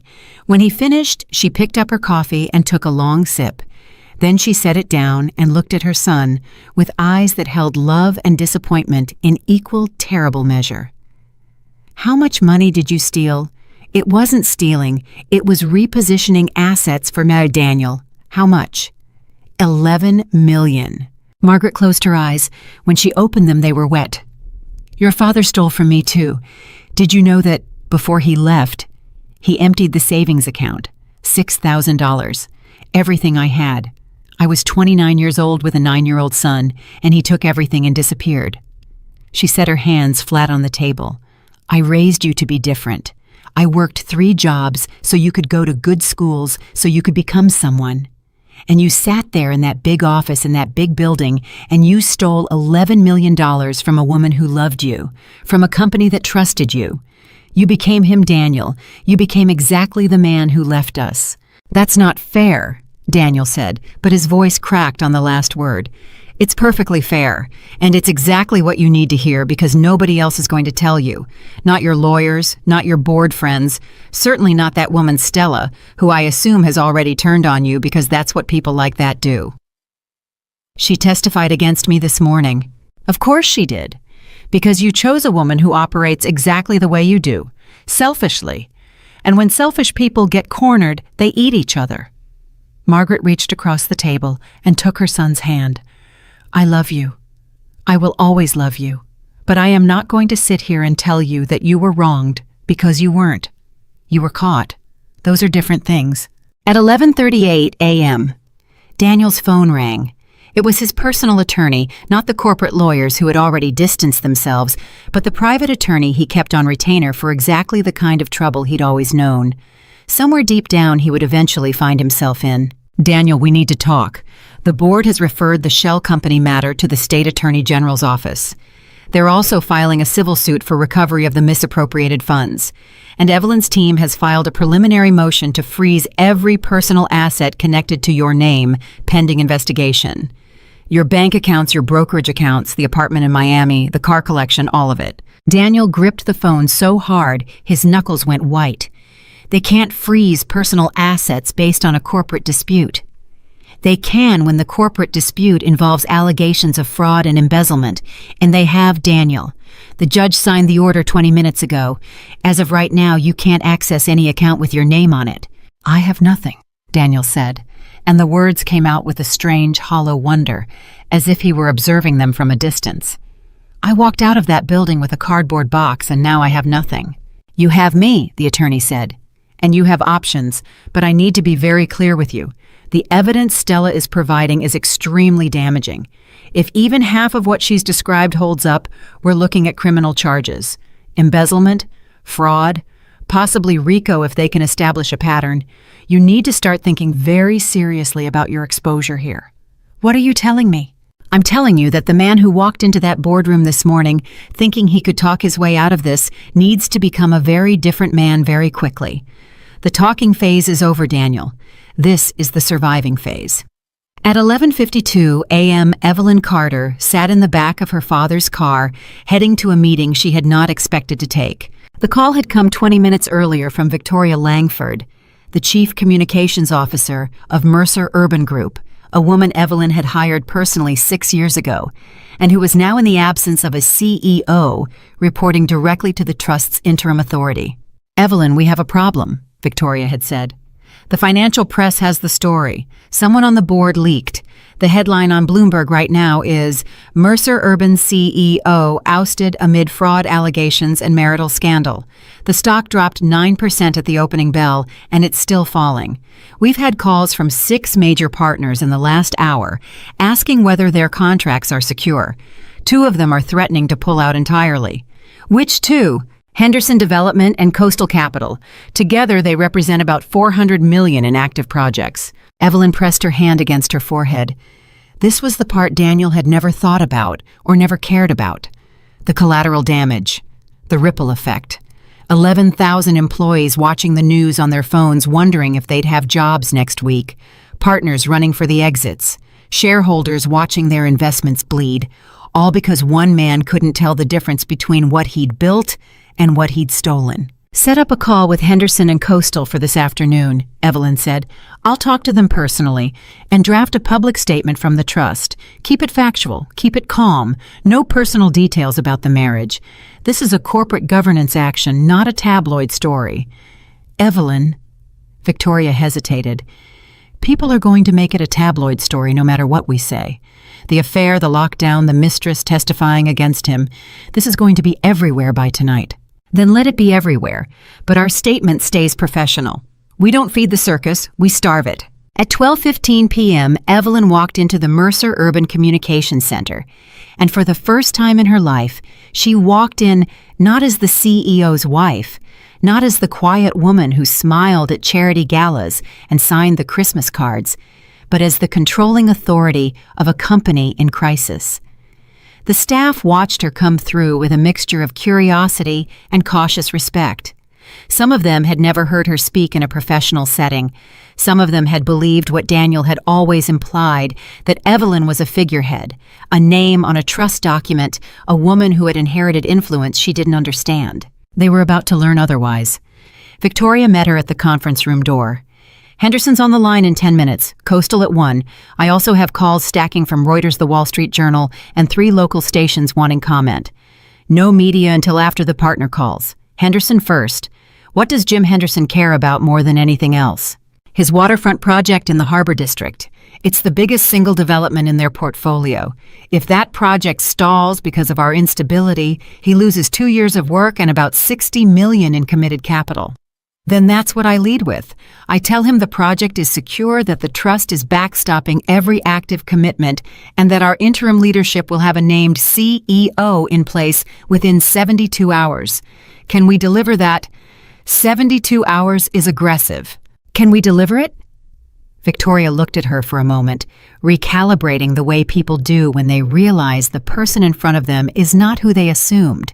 "Yes, if the board cooperates and the trust moves fast, yes, we can deliver it." "Good, then we deliver it." At 12:27 p.m., Evelyn picked up the phone and spoke to Jim Henderson, a man she'd met a dozen times at company events, but had never once addressed in a business capacity. Henderson was cautious, skeptical, and openly nervous. His voice had the tight quality of a man gripping his wallet.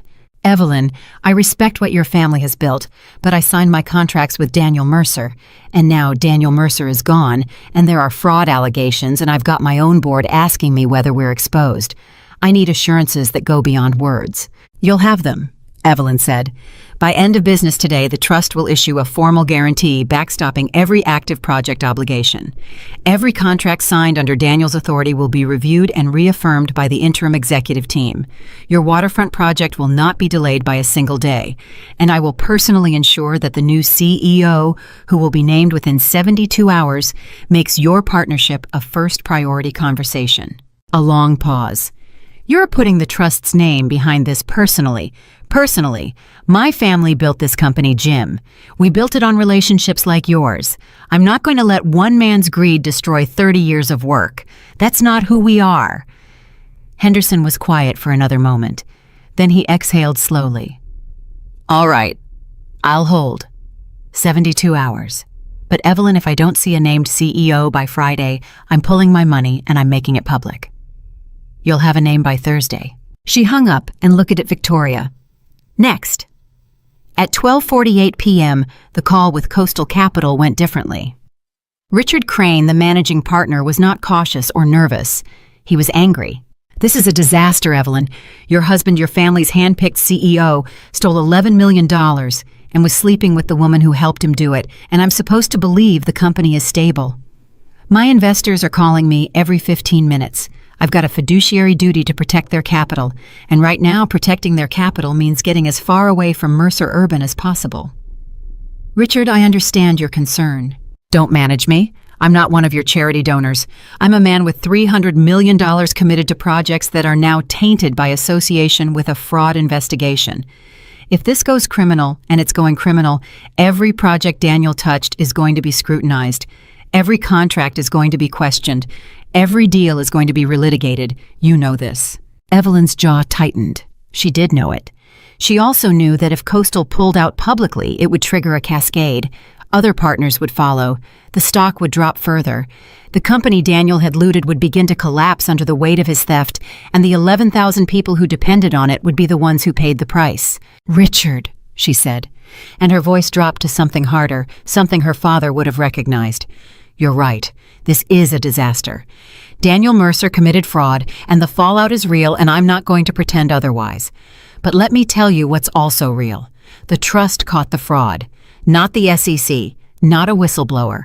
The trust's own monitoring system caught it, and the trust acted within hours, not weeks, not months. We removed the problem. We're securing the assets. We're cooperating fully with authorities. That is not the profile of a company that's covering something up. That's the profile of a company that works. And the projects you're invested in, Richard, every single one of them, they are sound. The buildings are being built. The permits are in order. The contractors are on site. None of that changes because one man turned out to be a thief. Silence on the line. What I'm offering you, Evelyn continued, is not comfort. It's clarity. Stay, and you're partnered with a company that just demonstrated it can survive its own CEO going rogue and come out stronger. Pull out, and you eat the losses, and you explain to your investors why you panicked out of fundamentally sound projects because of a scandal that the company itself caught and corrected. Richard Crane did not respond immediately. When he did, his voice had lost some of its heat. You sound like your father. I sound like myself. My father taught me, but the words are mine. Another pause. I want a meeting, face-to-face, this week. You'll have it. And I want full transparency on the investigation. Every document, every finding. No surprises. Done. Thursday, Evelyn. If I don't like what I see Thursday, I'm gone. Thursday. She hung up and realized her hands were steady, not shaking the way they'd shaken in the elevator. Steady. At 1:04 p.m., while Evelyn was fighting to hold the company together, Daniel was sitting in his mother's kitchen making a phone call that would become the single most destructive decision of his post-CEO life. He called a journalist. Not a financial reporter, not a business desk editor, a tabloid columnist named Ray Bassett, a man who made his living turning private pain into public spectacle, a man Daniel had used before to plant favorable stories about himself and unflattering ones about competitors. Daniel had Ray's number because men like Daniel always have a Ray Bassett in their contacts, the kind of weapon they keep in a drawer and take out when they want to hurt someone. Ray, it's Daniel Mercer. I've got a story for you. I already have the story, Daniel. Bloomberg's running it. Fraud allegations, board removal, the whole thing. You calling to comment? I'm calling to give you the other side. The real story. My wife found out about an affair, and she used her family's trust to orchestrate a corporate coup. She locked me in my own house. She froze my accounts. She manipulated a vulnerable woman named Stella into testifying against me. This isn't justice, Ray. It's a scorned wife burning everything down. That's a hell of a spin. It's not a spin, it's the truth. And I can give you details, personal details, things that will make people understand what really happened last night. A pause on Ray's end. What kind of personal details? The kind that show Evelyn Carter isn't the saint she's pretending to be. The kind that show what this marriage was really like behind closed doors. Are you sure you want to do this, Daniel? Because once I publish, there's no taking it back. Publish. I want the world to see who she really is. At 1:22 p.m., Evelyn's phone rang. It was Victoria. Evelyn, we have a new problem. I just got a heads up from a source at the Daily Mirror. Daniel is talking to Ray Bassett. He's giving him a tell-all. He's going to make this personal, very personal. Evelyn stopped walking. She was in the hallway of the Mercer Urban Building, between meetings, between crises, between one fire and the next. And for a moment, the weight of it all pressed down on her so hard she had to put her hand against the wall. What's he saying? My source didn't have specifics. But Bassett's people are asking around about your personal life, your marriage, your medical history, whether you've ever seen a therapist. Victoria's voice was tight. He's going to try to make you look unstable, Evelyn. That's his play now. If he can't win the corporate fight, he's going to try to win the public one. Something cold and hard settled in Evelyn's chest. Her medical history, her therapist. The year after her mother died, when the grief had been so heavy, she could barely get out of bed, when she had told Daniel things in the dark that she had never told anyone else. Private things, fragile things, things a wife tells a husband because she believes the bedroom is sacred ground. He was going to use those things against her. Victoria, Evelyn said, and her voice was very quiet. I need you to listen to me carefully. We do not respond. We do not engage. We do not dignify it. Whatever he tells that columnist, whatever they print, we do not react. Because the moment we react, it becomes a war between two people, and the company drowns in the noise. We stay on message. Corporate governance, fraud investigation, stability. And if they print something about your mental health, about your therapy, then they print it. And every woman in America who has ever gone to therapy after losing her mother will look at that article and see a man punishing his wife for being human. He thinks it makes me look weak. It makes him look monstrous. That's a gamble. It's not a gamble. It's math. People forgive grief. They don't forgive cruelty. At 1:47 p.m., Daniel's personal attorney called again. Daniel, please tell me you didn't just call Ray Bassett. I have a right to tell my side. You have a right to remain silent, which is what I strongly recommend right now, because the State Attorney General's office just opened a formal investigation. You are a target, Daniel, not a witness, not a person of interest, a target. Anything you say publicly can and will be used against you. And you just called a tabloid columnist. I didn't say anything about the money. You don't have to say anything about the money. You gave him your version of events, which means you've now committed to a narrative on the record. If that narrative contradicts what Stella is telling the investigators, and it will, you've just created a credibility problem that I cannot fix. Every word you said to Bassett is now discoverable. Every claim you made is now testable. And if any of it turns out to be a lie, you're not just facing fraud charges, Daniel. You're facing perjury. I didn't lie. Did you tell Bassett that Evelyn orchestrated a coup, that she manipulated Stella? Yes. Then you lied, because the evidence shows that Evelyn exercised her legal rights as trust beneficiary and Stella volunteered her testimony. Those are facts. What you told Bassett is a story, and when the story and the facts don't match, the story becomes evidence of consciousness of guilt. Daniel was quiet for a long time. The kitchen clock on his mother's wall ticked. His mother sat across from him, listening, her face a map of worry and resignation. What do I do? He finally asked, and it was the first time in his adult life he had asked that question without already knowing the answer. You stop talking. To everyone. You let me negotiate. And you start thinking very seriously about what cooperation looks like, because right now, Daniel, the best case scenario for you is not winning. The best case scenario is limiting how much you lose.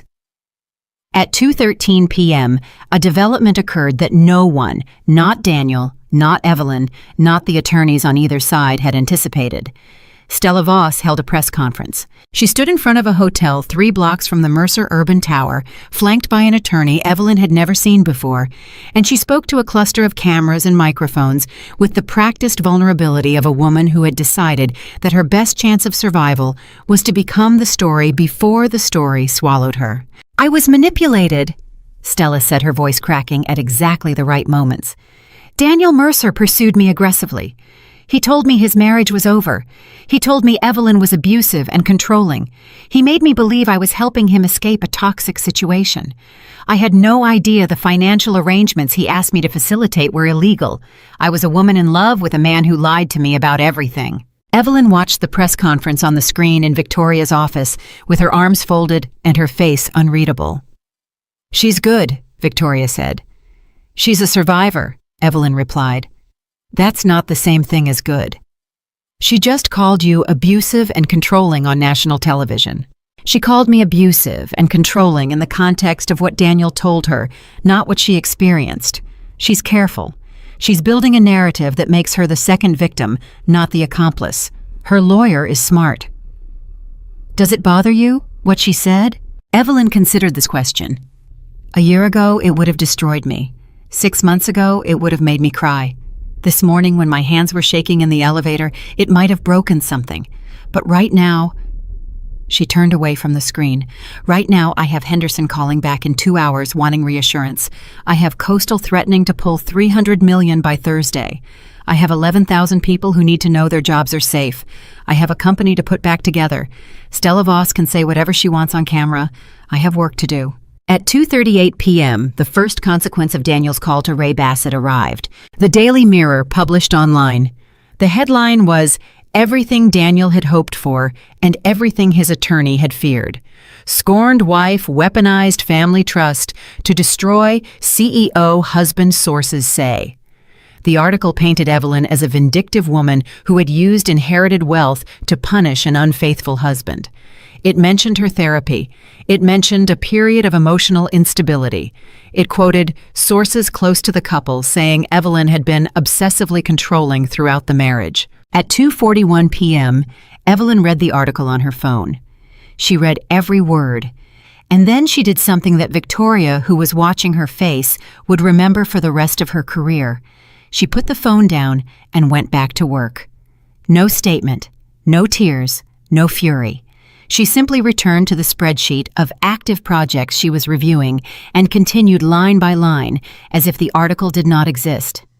At 2:59 p.m., the article began to backfire. Not because of anything Evelyn did, because of the internet. Within 20 minutes, the Daily Mirror piece had been shared across every major social platform, and the response was not what Daniel had planned. Instead of turning against Evelyn, the public turned against him. The comments were brutal. "So he cheated on her, stole $11 million, and now he's leaking her therapy records. This man is garbage. She went to therapy after her mother died, and he's using it as a weapon. I hope she takes everything he has left."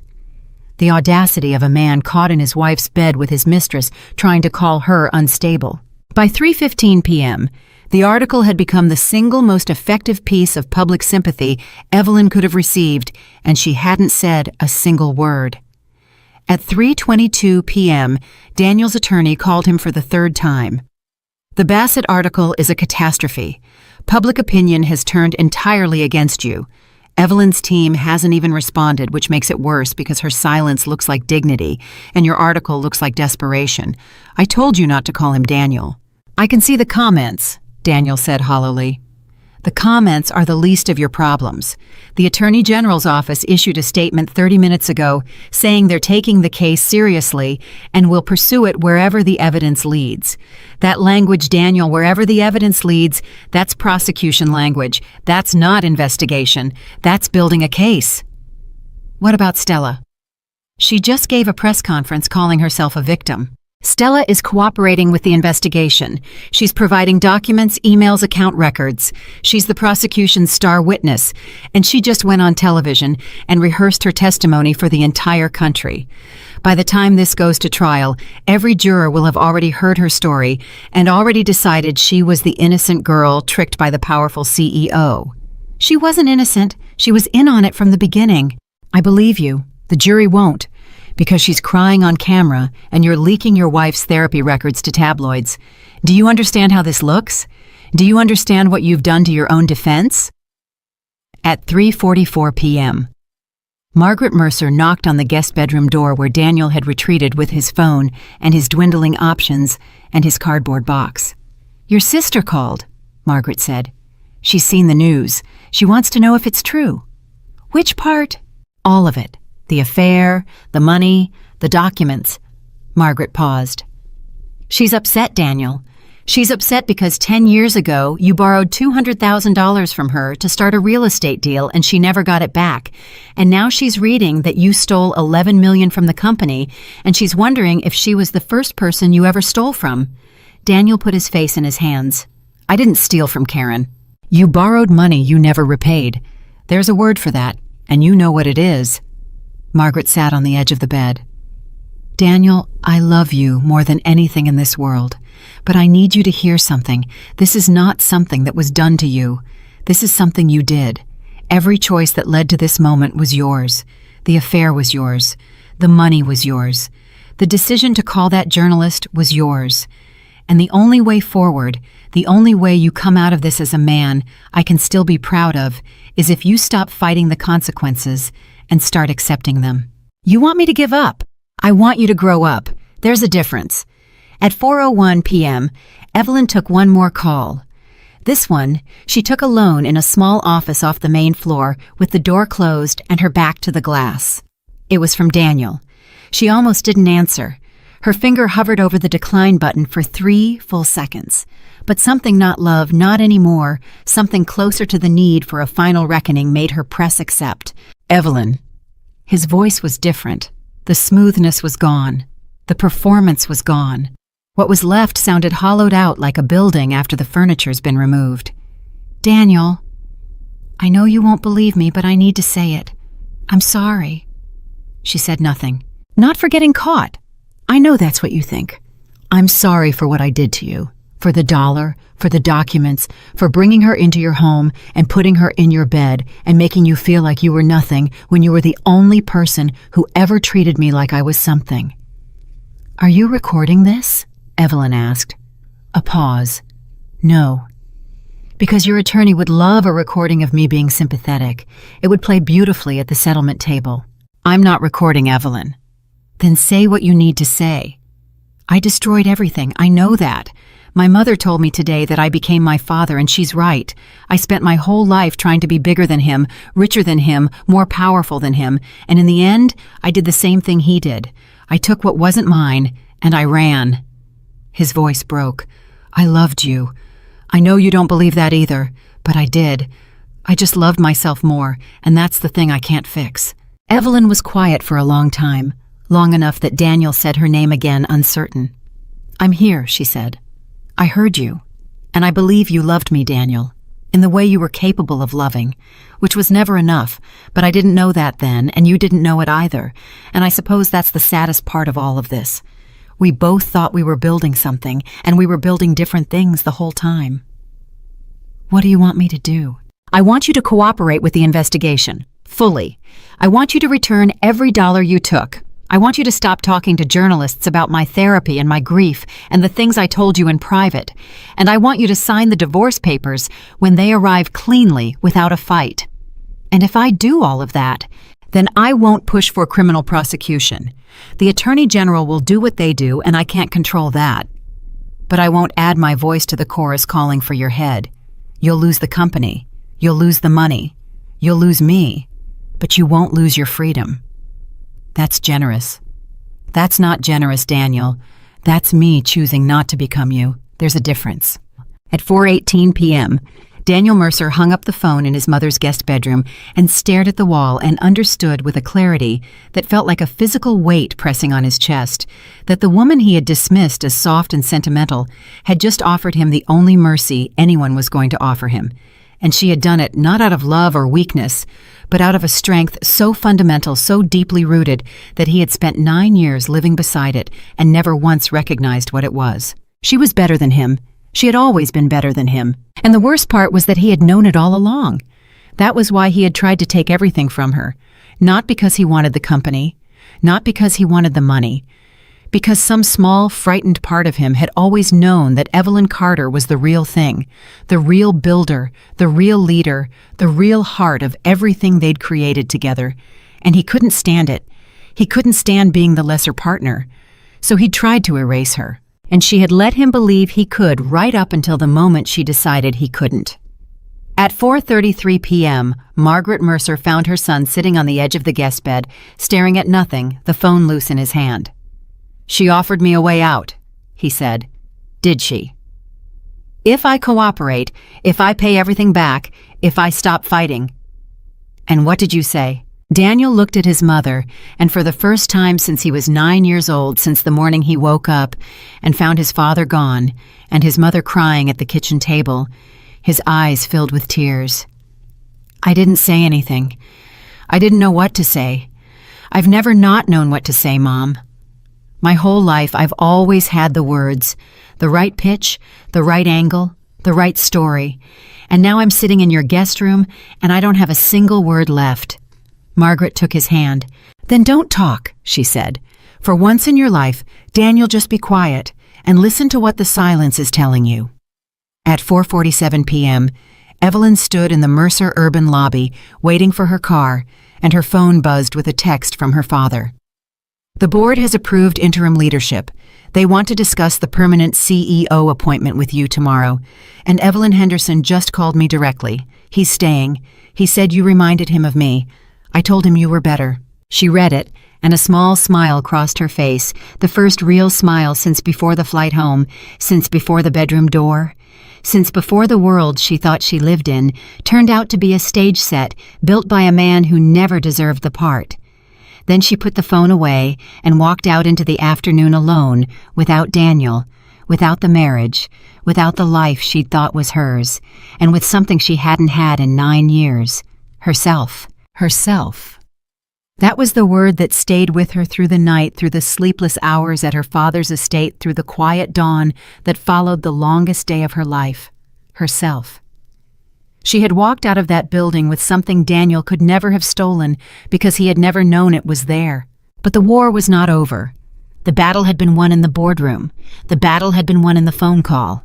The battle had been won in the court of public opinion, where Daniel's own cruelty had turned the world against him. But a company does not heal because its enemy falls. A company heals because someone rebuilds it.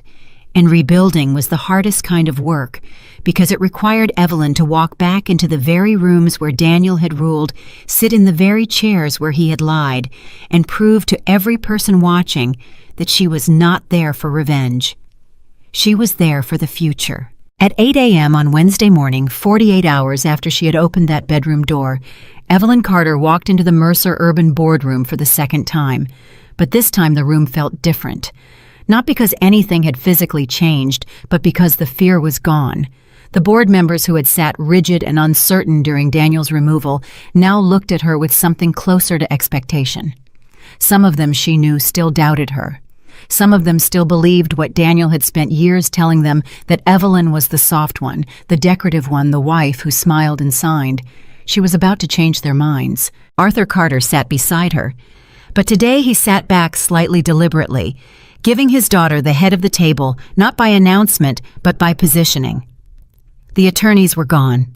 Victoria Langford sat at the far end with a single printed document. And Marcus Webb, the man who had voted against Daniel with sadness in his eyes, sat with his hands folded and his full attention on the woman he had underestimated for 9 years. "I asked for this meeting," Evelyn began, "because we have a decision to make about the future of this company. Not next quarter, not next year, the permanent future, the structural future. And I want to start by telling you something that may surprise you." She paused. Every eye in the room was fixed on her. "I am not going to be the next CEO of Mercer Urban Group."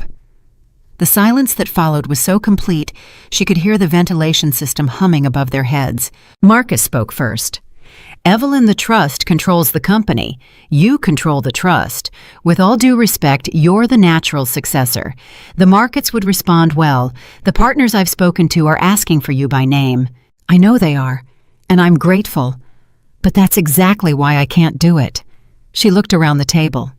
This company almost collapsed because one family controlled everything, and one person abused that control. Daniel could do what he did because the structure allowed it, because the trust gave him unchecked authority, because the board deferred to family power instead of demanding accountability. If I step into that chair, I'm perpetuating the same system.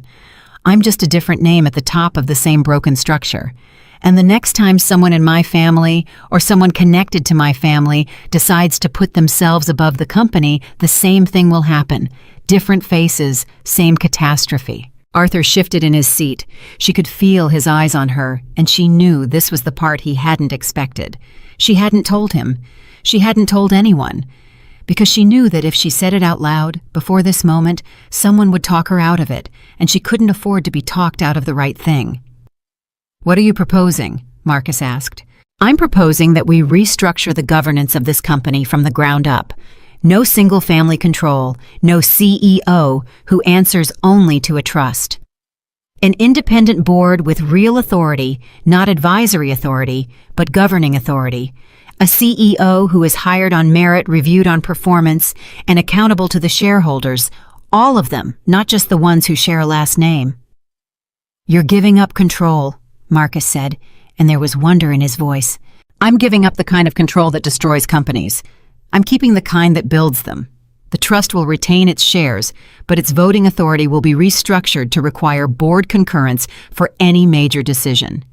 No one person, not me, not my father, not any future trustee will be able to unilaterally override the board again. What Daniel did should have been impossible. I'm going to make sure it actually is." Arthur leaned forward, and for a moment Evelyn braced herself because her father was a man who had built his empire on control, who had spent 40 years holding every lever and pulling every string, and she had just proposed dismantling the architecture of his life's work.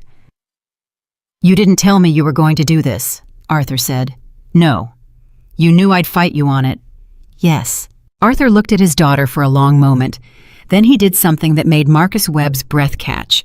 He smiled, not a grudging smile, not a political smile, a real one, the kind that creased his whole face and made him look for just a second like a young man who had just watched his child take her first steps. "Your mother would have done the same thing," he said. "She always said I held on too tight. She was right about that. She was right about most things." He turned to the board. "The trust will support Evelyn's restructuring proposal. I'll work with counsel to draft the amendments. And for the record, I want it noted that my daughter just did something I never had the courage to do. She chose the company over the family. That takes more strength than building it in the first place." At 8:34 a.m., the board voted unanimously to adopt the restructuring framework. The vote was quick, almost eager, the vote of people who had been waiting for permission to do the right thing and had finally received it. At 8:41 a.m., Victoria handed Evelyn the printed document. It was a draft press release. Evelyn read it, made 2 corrections in pen, and handed it back. "Release it at 9, she said, "before the markets open. I want the first thing investors see this morning to be the future, not the past." At 9 a.m. sharp, the release went out. Mercer Urban Group announces comprehensive governance restructuring, independent board authority, merit-based CEO selection, trust control limited to shareholder-level participation with board concurrence required. Evelyn Carter named board chair on an interim basis to oversee the transition. At 9:04 a.m., the stock ticked up for the first time since Daniel's removal. At 9:07 a.m., Jim Henderson called Victoria. "Tell Evelyn I'm not just staying, I'm increasing my commitment. She just told the entire market that this company has adults in charge. That's worth more than any CEO name." At 9:12 a.m., Richard Crane from Coastal Capital sent a 2-word email to Evelyn's office. "We're in." At 9:18 a.m., Marcus Webb found Evelyn alone in the hallway outside the boardroom, leaning against the wall with her eyes closed, and for a moment he saw what the rest of the world didn't see. The exhaustion, the cost, the weight of 2 days that had demanded more from her than most people give in a lifetime. "You all right?" Marcus asked. "No," she said honestly, "but I will be. Can I ask you something off the record, just between us?" "Go ahead." "Did you ever consider taking revenge? Really taking it? You had the power. You had the evidence. You could have destroyed him completely. Prison. Public humiliation beyond what he's already done to himself. You could have made sure Daniel Mercer never worked again, never showed his face again, never recovered."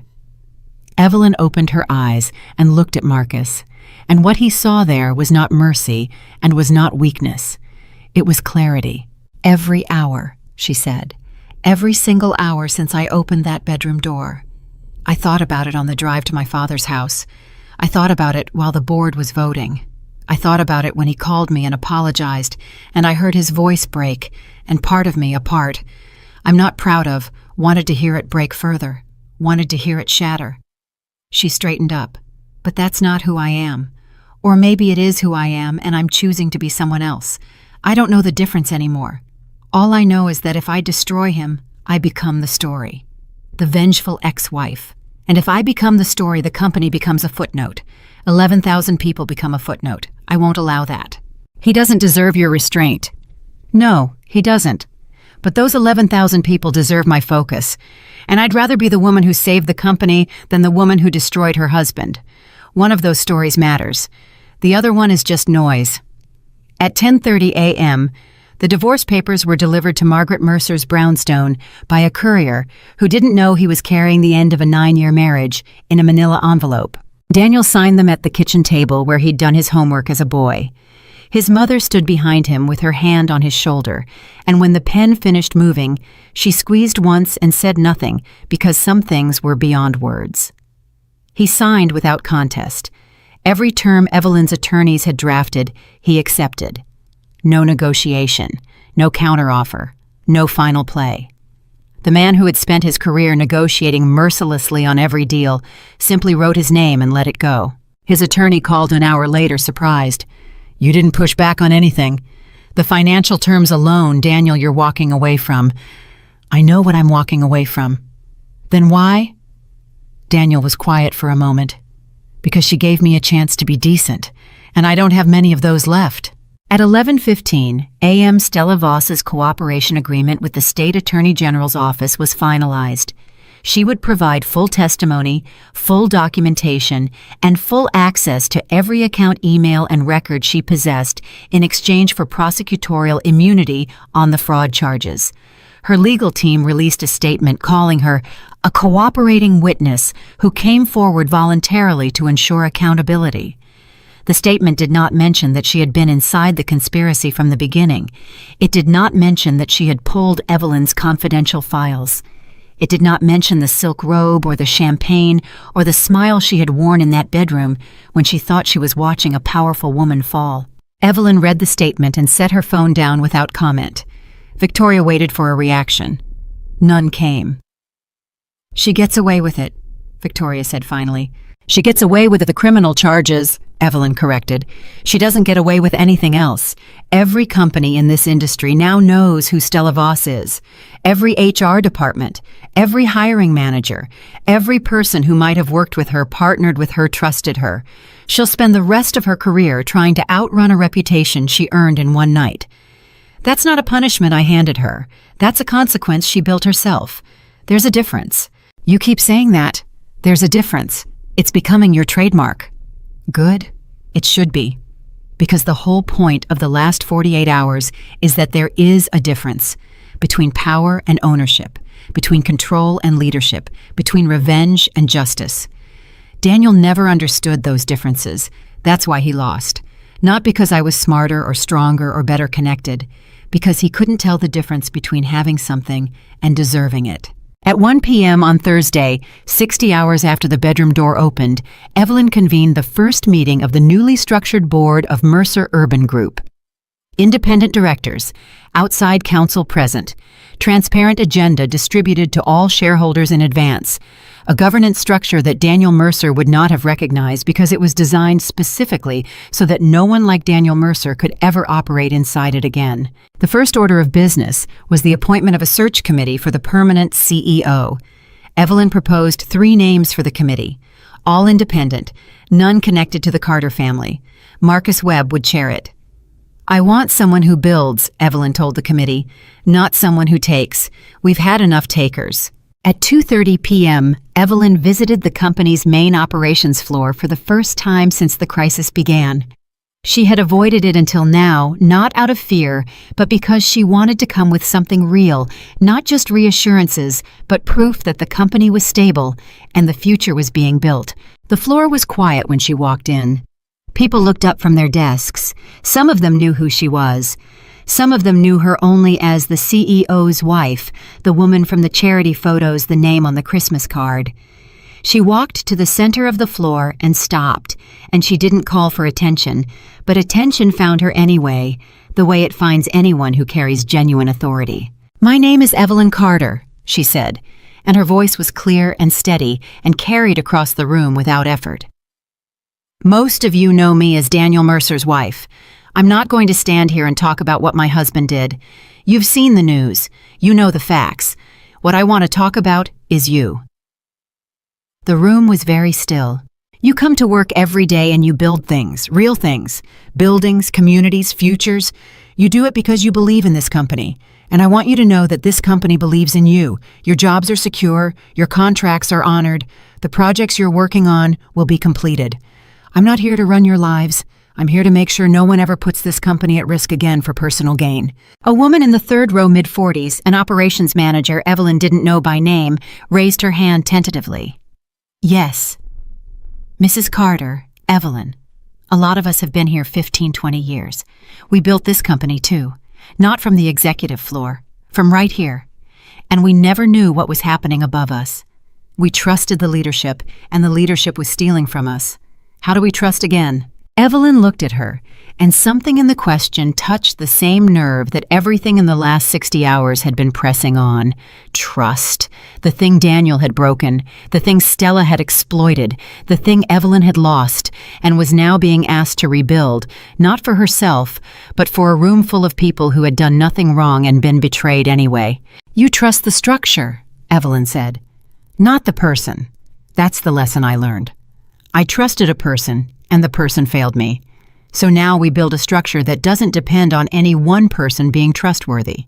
Independent oversight, transparent reporting, real accountability, the kind of company where what Daniel did wouldn't just be caught after the fact, it would be impossible to do in the first place." "And will you be here?" Evelyn paused. "I'll be here as long as I'm needed. But the goal is a company that doesn't need me, that doesn't need any one person, a company that works because it's built right, not because someone at the top is holding it together by force of will." She left the floor to applause, not thunderous, not dramatic, but real, the kind of applause that comes from people who have been scared and have just been given a reason to stop being scared. At 4 p.m. on Friday, Daniel Mercer met with the State Attorney General's office. He brought his personal attorney. He brought a certified check for $11.4 million drawn from liquidated personal assets, every painting, every watch, the Miami apartment, the car collection, all of it converted to cash and returned to the company. He brought a signed cooperation agreement. He brought the names of the shell companies, the account numbers, the full architecture of his fraud. And he brought something no one expected. A handwritten letter to the board of Mercer Urban Group. The letter read in part, "I abused the trust that was placed in me. I stole from a company that 11,000 people depend on. I manipulated people I should have protected. I take full responsibility for every decision I made, and I accept the consequences without reservation. I ask nothing from the company or from Evelyn Carter, except the chance to repay what I took financially and morally for as long as it takes." His attorney had argued against the letter. "It's an admission of guilt. It'll be used against you in any criminal proceeding." Good, Daniel had said. It should be. The Attorney General's office accepted his cooperation. The criminal investigation would continue, but Daniel's cooperation, combined with the full financial restitution, would be considered by the court in sentencing.